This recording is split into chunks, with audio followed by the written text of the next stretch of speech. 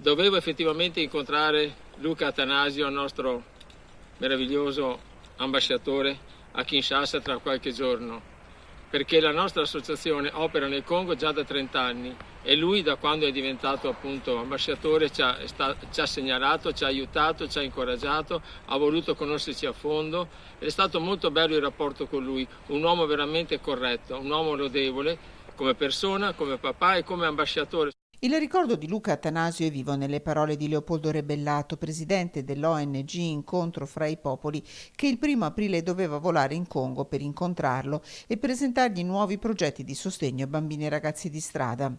A Roma funerali di Stato per Luca Attanasio e il carabiniere Vittorio Iacovacci. A Cittadella, dove è nato padre Franco Bordignon, missionario severiano, in Congo da quasi 50 anni, una delle ultime persone ad aver visto Attanasio in vita, domenica si piange una persona di grande sensibilità. Attanasio aveva questa caratteristica: diffondere l'italianità, non solo commercio eccetera, ma anche lo spirito vero, lo spirito di solidarietà che animava lui come persona, la sua famiglia e ci sosteneva anche noi.